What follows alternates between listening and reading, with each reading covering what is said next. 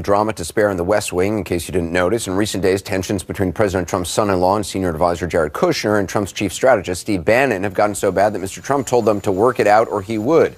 Tonight, there are a lot of stories swirling that Bannon, who put his imprint on the travel ban and other early actions taken by President Trump, may be on his way out, fueled in part by what the president has been saying publicly in the last 48 hours. He told the Wall Street Journal, quote, "I have people that I respect. I have people that I listen to. I have many people, and then I make the decision. I'm just saying that Mr. Bannon is a guy who works for me. He's a good guy, but I make my own decision.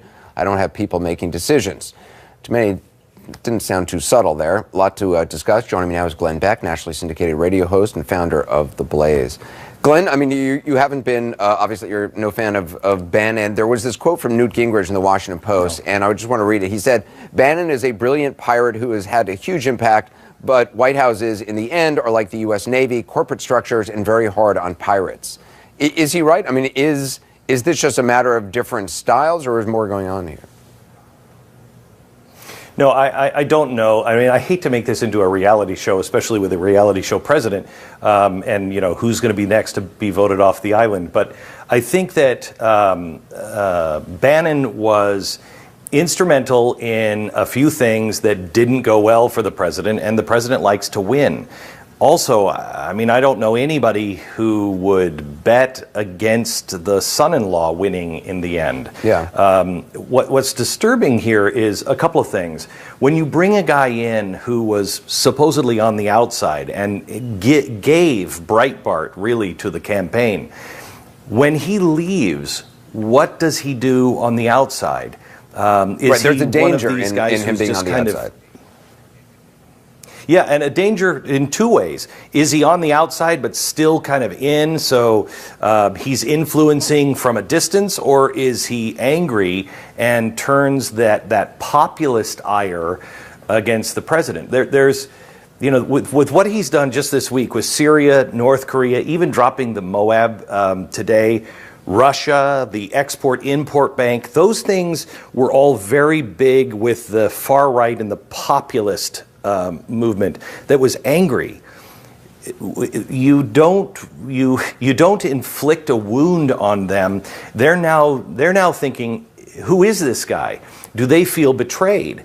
We can worry about that little circle, but really the most disturbing thing that Bannon was a part of was this idea that we're going to put sanctions on the biggest currency manipulator in the history of the world. That's what the president said. China. The reason why he said that, and it connected with a lot of people, not me, but a lot of people, and it connected because there were people out in the country that really Donald Trump was their last hope. I haven't had a raise since 2001. Who's going to understand it? How do they feel today when the president reverses all of this policy, and that's where they put their stock that I'm going to get a job, my job is coming back, or I'm going to get a better job. He's just abandoned a lot of people. Well, I mean, he's abandoned people, but also just things he stood by and said very loudly and very effectively on the campaign trail. I mean, the currency manipulator thing is one. Obviously, NATO's obsolete.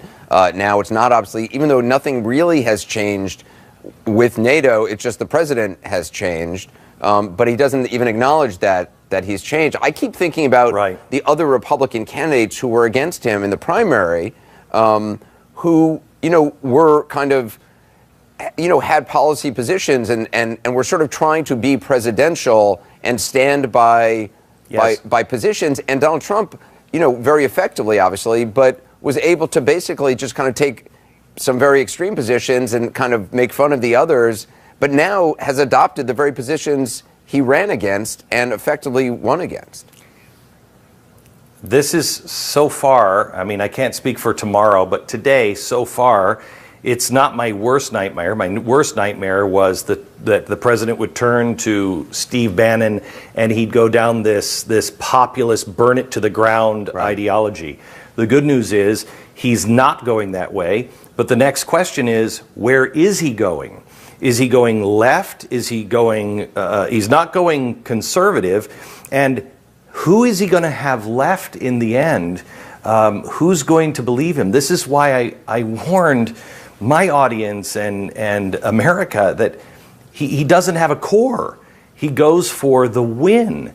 And that can be dangerous if things start to fall apart economically or, in the world. But tonight, at least, it looks, the president is on the verge of beginning to look like another Republican who said stuff, didn't mean it, and turned into Reince Priebus or Paul Ryan, and that's not good. But I remembered, Anderson, what President Bush said to me. I was in the Oval Office the day that candidate Obama said that he would just fly over the borders in Pakistan, and if he had to, he would bomb Pakistan. And I remember at the time, Pakistan was a very important ally for us, and I remember thinking, my gosh, you don't bomb an ally. And this took on real weight because it was said by the president, and he pointed to his desk in the Oval Office. And he said, don't worry, whoever occupies that seat behind that desk, man or woman, will quickly find out that their hands are tied, and they'll end up doing almost exactly as I have done. That's interesting. I mean, it's the same thing. That looks like maybe that's true. Right. It's the same thing with Barack Obama talking about closing down Gitmo. And yes. Obviously, once you're in power, it's a whole different thing, and nothing. And we've heard this from the president. Oh, I didn't know healthcare was going to be so hard. He got lectured for 10 minutes by the Chinese premier about China and North Korea relations, and now says it's not so easy for China to influence North Korea. I get it. Yeah, Glenn Beck, it's always good to talk to you. Sorry, go ahead. Good to talk to you, Anderson. Okay. Thank you. All right. I'll talk to you later. Thanks. Coming up, another hour of 360, the latest on the unprecedented attack on ISIS targets in Afghanistan, the U.S. military dropping its most powerful non-nuclear bomb that Glenn just talked about for the first time ever in combat. We'll be right back.